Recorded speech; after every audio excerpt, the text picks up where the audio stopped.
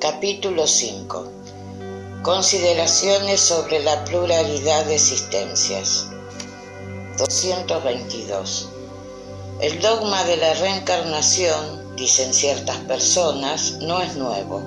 Es una resurrección de la mente psicosis de Pitágoras. Nunca hemos dicho que la doctrina espiritista sea de moderna invención. Siendo una de las leyes de la naturaleza, el espiritismo debe haber existido desde el origen de los tiempos, y siempre nos hemos esforzado en probar que de él se encuentran vestigios en la más remota antigüedad. Pitágoras, como ya se sabe, no es autor del sistema de la metempsicosis, sino que lo tomó de los filósofos indios y egipcios, entre los cuales existía desde tiempo inmemorial. La idea de la transmigración de las almas era, pues, una creencia vulgar, admitida por los hombres más eminentes. ¿Cómo había llegado a ellos? ¿Por revelación o por intuición? No lo sabemos, pero como quiera que sea, una idea que no tenga algún aspecto grave no pasa a través de las edades ni es aceptada por las inteligencias superiores. La antigüedad de la doctrina es, pues, más que una objeción, una prueba favorable. Hay, sin embargo, como igualmente se sabe, entre la metempsicosis de los antiguos y la moderna doctrina de la reencarnación, la gran diferencia de que los espíritus rechazan del modo más absoluto la transmigración del hombre en los animales y viceversa. Al predicar el dogma de la pluralidad de existencias corporales, los espíritus reproducen, pues, una doctrina que nació en las primeras edades del mundo y que, hasta nuestros días, se ha conservado en lo íntimo del pensamiento de muchas personas, sino que nos la ofrecen bajo un aspecto más racional, más conforme con las leyes progresivas de la naturaleza y más en armonía con la sabiduría del Creador, descartándola de todos los accesorios supersticiosos. Es circunstancia digna de notarse la de que no solo en este libro la han predicado en los tiempos que alcanzamos, sino que desde antes de su publicación se han obtenido numerosas comunicaciones de la misma naturaleza en comarcas distintas, comunicaciones que más tarde se han multiplicado considerablemente. ¿Acaso sería esta ocasión de examinar por qué todos los espíritus parecen no estar conformes sobre este punto? Pero lo haremos más adelante. Haciendo abstracción de la intervención de los espíritus, examinemos esta materia bajo otro aspecto. Prescindamos de ellos por un instante, supongamos que esta teoría no dinama de ellos y también que nunca se haya hablado de espíritus. Coloquémonos, pues, momentáneamente en terreno neutral, admitiendo como igualmente probables una y otra hipótesis, es a saber, la pluralidad y la unidad de existencias corporales, y veamos a qué lado nos conducirán la razón y nuestro propio interés. Ciertas personas rechazan la idea de la reencarnación por el único motivo de que no les conviene y dicen que bastante tienen con una sola existencia y que no quisieran empezar otra semejante. Sabemos que la sola idea de aparecer nuevamente en la tierra basta a exasperar la ira, pero nos contentamos con preguntar a esas personas si creen que Dios les haya tomado parecer y consultado su gusto para arreglar el universo. Luego, pues, una de estas dos cosas: o la reencarnación existe o no existe. Si existe, en vano se la combatirá. les será preciso sufrirla, puesto que Dios no les pedirá su consentimiento. Paréceme oír a un enfermo que dice: demasiado he sufrido hoy, no quiero sufrir más mañana. Por mucho que sea su mal humor, no dejará de ser preciso sufrir al otro día y en los sucesivos hasta que esté bueno. Por ella habrán de pasar, siéndoles en vano el rebelarse, como el chiquillo que no quiere ir al colegio o el prisionero a la cárcel. Semejantes objeciones son demasiado pueriles para que nos merezcan más serio examen. Les diremos, no obstante, para tranquilizarles, que la doctrina espiritista sobre la reencarnación no es tan terrible como creen, y no se horrorizarían tanto si la hubiesen estudiado a fondo, pues sabrían que la condición de la nueva existencia depende de ellos, que será feliz o desgraciada según lo que en la tierra haga, y que pueden elevarse tanto desde esta vida que no abrigarán temores de caer nuevamente en el lodazal. Suponemos que hablamos con personas que creen en un porvenir cualquiera después de la muerte, y no con aquella cuya perspectiva es la nada, o que quieren ahogar su alma en un todo universal, sin individualidad, como las gotas de agua en el océano, lo que a corta diferencia es lo mismo. Si creéis, pues, en un porvenir cualquiera, no admitiréis sin duda que sea el mismo para todos, pues de lo contrario, ¿cuál sería la utilidad del bien? ¿Para qué violentarse? ¿Por qué, ya que lo mismo daría, no satisfacer todas las pasiones y todos los deseos, aunque fuese en perjuicio de otro? ¿Creéis que semejante porvenir será más o menos feliz o desgraciado según lo que hayamos hecho durante la vida? Y desearéis, por consiguiente, que sea la más feliz posible, puesto que ha de ser eterno. ¿Tendréis acaso la pretensión de ser uno de los hombres más perfectos que existen en la tierra y de que gozáis el derecho palmario de merecer la felicidad suprema de los elegidos? No, luego admitís que hay hombres mejores que vosotros y que tienen derecho a mejor puesto sin que os contéis por ello entre los réprobos.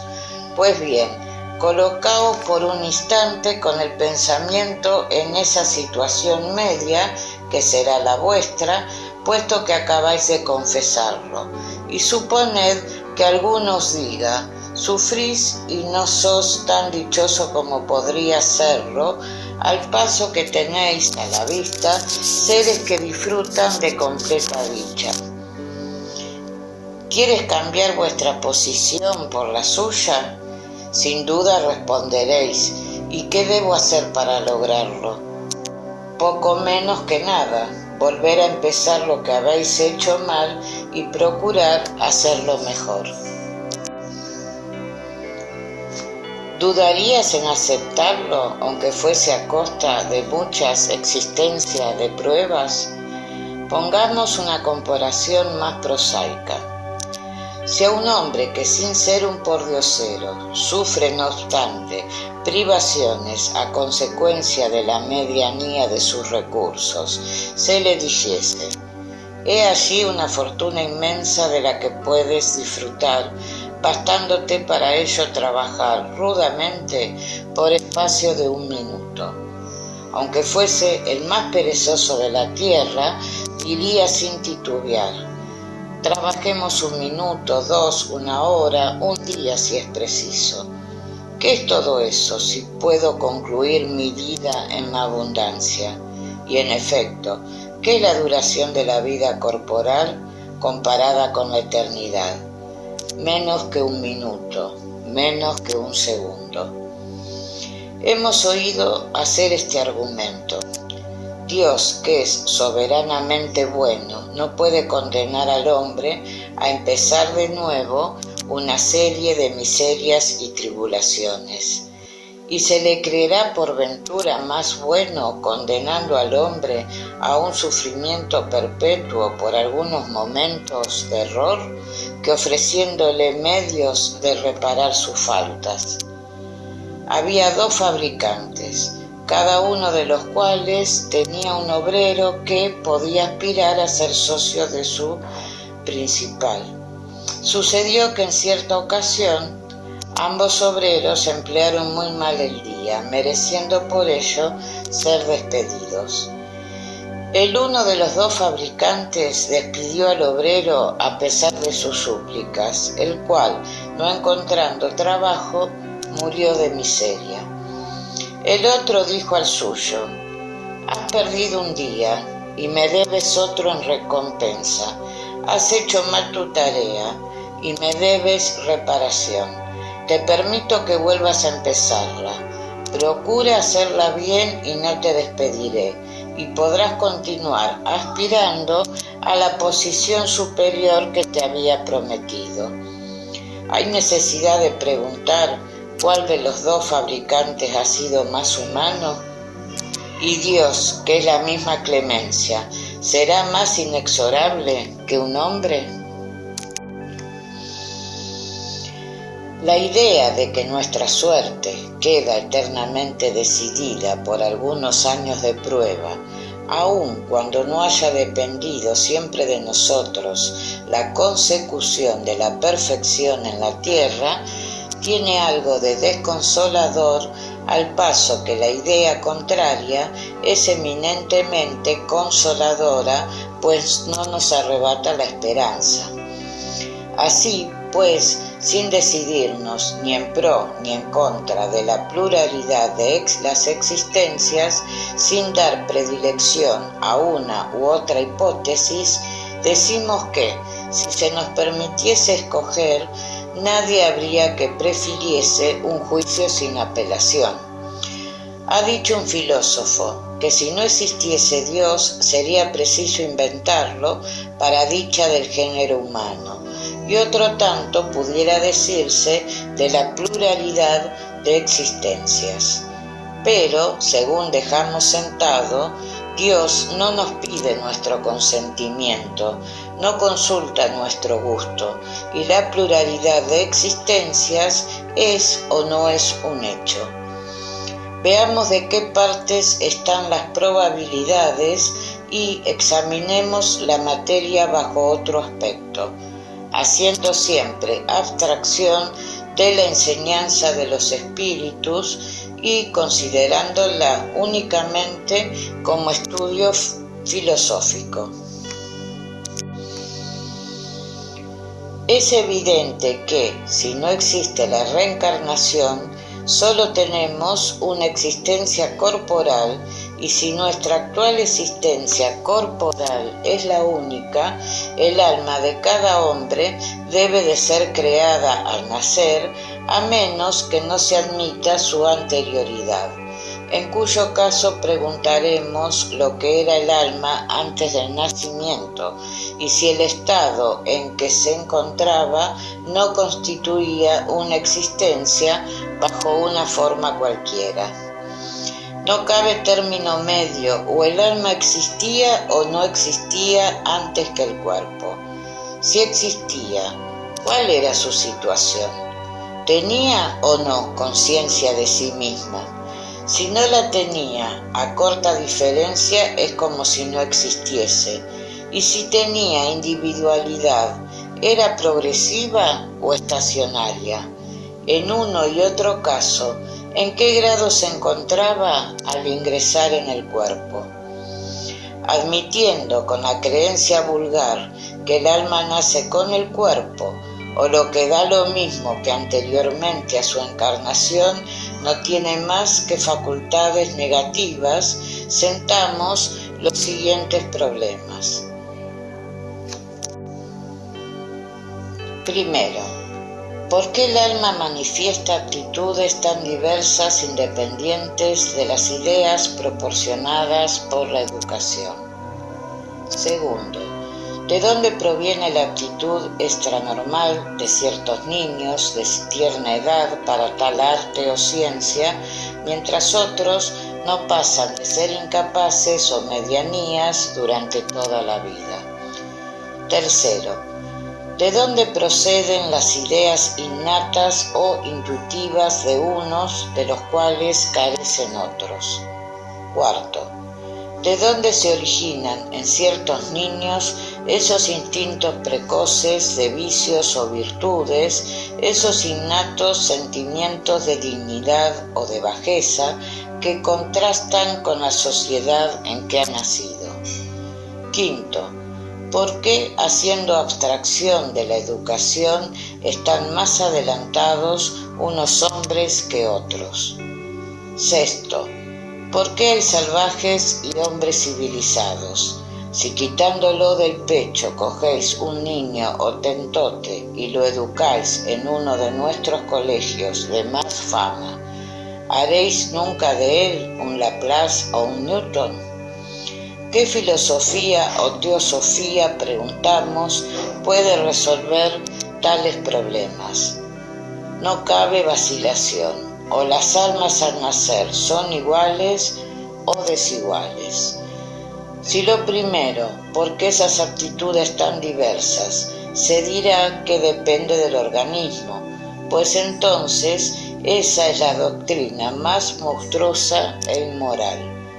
El hombre, por consiguiente, no es más que una máquina, juguete de la materia, no es responsable de sus actos, y todo puede atribuirlo a sus imperfecciones físicas.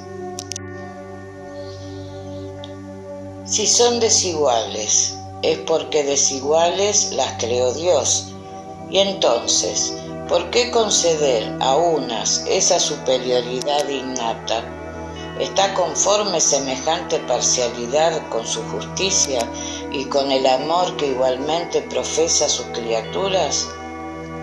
Admítase, por el contrario, una sucesión de anteriores existencias progresivas y todo queda explicado. Los hombres nacen con la intuición de lo que ya han aprendido y están más o menos adelantados según el número de existencias que han recorrido. Según estén más o menos lejanos del punto de partida, absolutamente lo mismo que en una reunión de individuos de distintas edades, tiene cada uno un desarrollo proporcionado al número de años que haya vivido, viniendo a ser para la vida del alma las existencias sucesivas lo de los años para la vida del cuerpo. Reunida en un día 1000 individuos, desde 1 hasta 80 años, suponed que un velo cubre todos los días anteriores, y que en vuestra ignorancia los creéis a todos nacidos en un mismo día. Naturalmente, os preguntaréis por qué los unos son pequeños y los otros son grandes, viejos los unos y jóvenes los otros, e ignorantes estos y aquellos instruidos. Pero si se descorre el velo que os oculta el pasado, si comprendéis que todos han vivido más o menos tiempo, todo quedará explicado.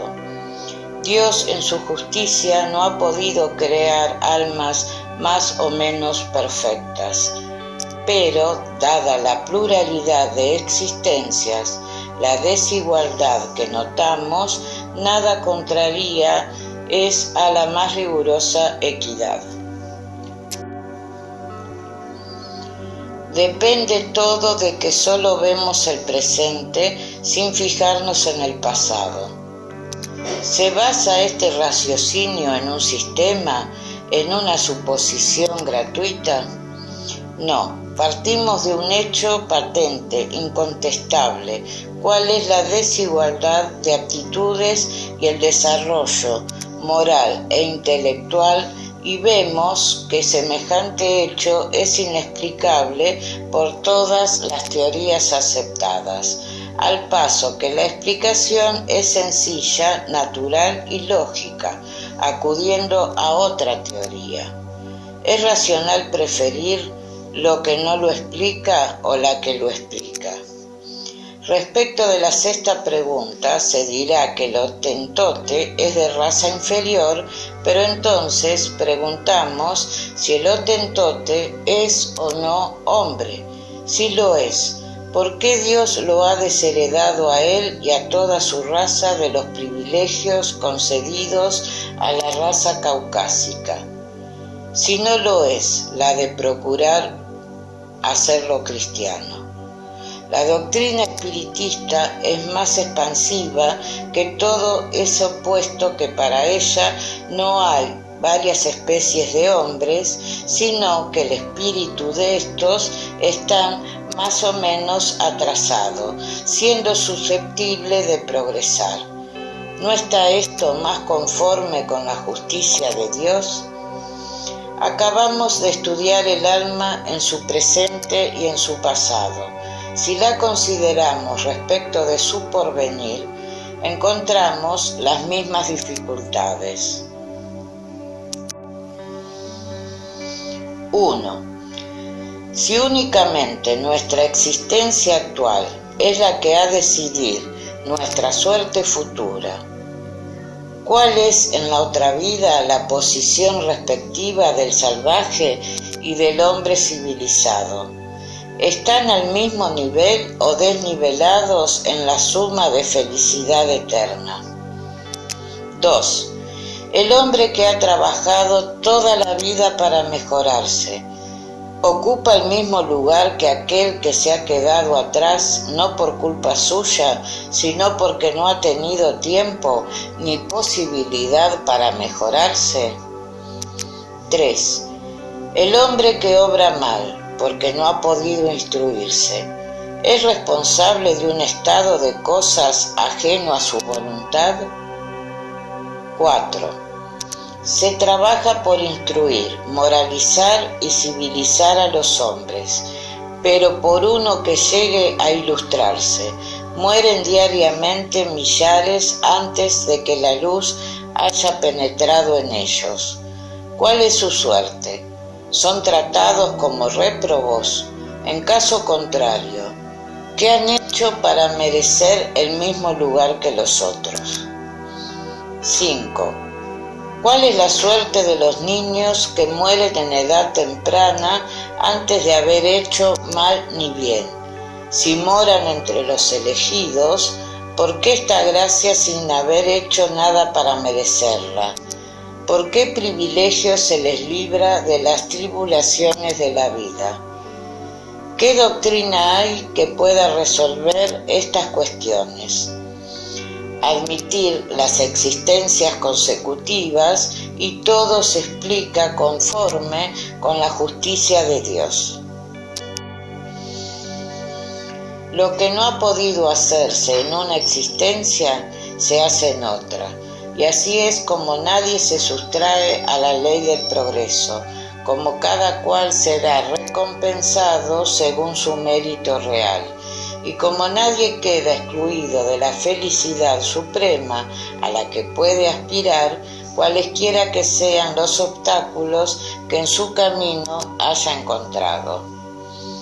Estas cuestiones podrían multiplicarse hasta el infinito, porque los problemas psicológicos y morales que solo se resuelven por medio de la pluralidad de existencias son innumerables. Nosotros nos hemos limitado a los más generales, pero como quiera que sea, se dirá quizás que la doctrina de la reencarnación no es admitida por la Iglesia y que sería derribar la religión. No es nuestro objeto tratar esta cuestión en este momento, bastándonos haber demostrado que aquella teoría es eminente, moral y racional. Lo que es moral y racional no puede ser contrario a una religión que atribuye a Dios la bondad y la razón por excelencia. ¿Qué hubiera sido de la religión si contra la opinión universal y el testimonio de la ciencia se hubiese resistido a la evidencia y hubiera echado de su seno a todo el que no creyera en el movimiento del sol o en los 6 días de la creación? ¿Qué crédito hubiese merecido y qué autoridad hubiese tenido en los pueblos ilustrados una religión fundada en errores manifiestos consagrados como artículos de fe? Cuando se ha demostrado la evidencia, la Iglesia, procediendo con cordura, se pone del lado de la evidencia. Si está probado que cosas que existen son imposibles sin la reencarnación y si solo pueden explicarse ciertos puntos del dogma por este medio, preciso será admitirlo y reconocer que el antagonismo de la doctrina de la reencarnación con los dogmas de la Iglesia no es más que aparente. Más adelante demostraremos que acaso la religión está menos lejos de ella de lo que se cree y que no sufriría menoscabo alguno como no lo sufrió con el descubrimiento del movimiento de la Tierra y de los períodos geológicos que al principio pareció que desmentían los textos sagrados. El principio de la reencarnación se deduce, por otra parte, de muchos pasajes de la Escritura y se encuentra notoriamente formulado de un modo explícito en el Evangelio. Y al bajar del monte, después de la transfiguración, les puso Jesús precepto diciendo: «No digas a nadie lo que habéis visto, hasta tanto el Hijo del Hombre haya resucitado de entre los muertos». Sobre lo cual le preguntaron los discípulos: «Pues, ¿cómo dicen los escribas que debe venir primero Elías?». A esto Jesús les respondió: «En efecto, Elías ha de venir y entonces restablecerá todas las cosas, pero yo os declaro que Elías ya vino y no le conocieron, sino que hicieron con él todo cuanto quisieron. Así también harán ellos padecer al Hijo del Hombre».